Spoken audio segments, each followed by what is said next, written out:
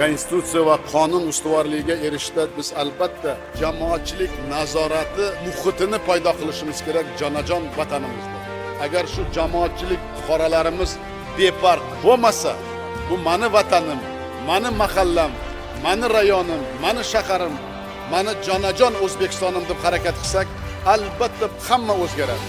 O'zbekiston Respublikasining Konstitutsiyasi 1992-yil 8-dekabrda qabul qilingan. Yangi tahrirdagi Konstitutsiya 6 bo'lim, 27 bob va 155 ta moddadan iborat.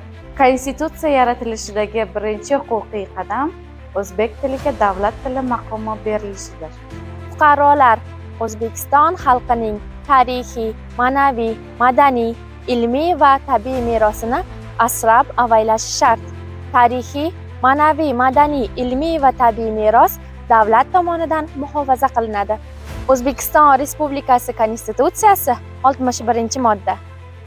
O'zbekiston Respublikasida barcha fuqarolar bir xil huquq va erkinliklarga ega bo'lib, jinsi, irqi, millati, tili, dini, e'tiqodi, ijtimoiy kelib chiqishidan qat'iy nazar qonun oldida tengdirlar.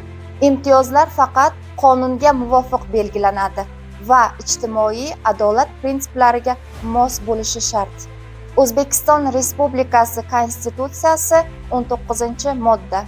Fuqarolar atrof tabiiy muhitga ehtiyotkorona munosabatda bo'lishga majburdirlar.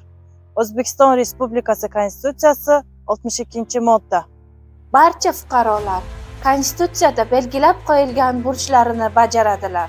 O'zbekiston Respublikasi Konstitutsiyasi 59-modda.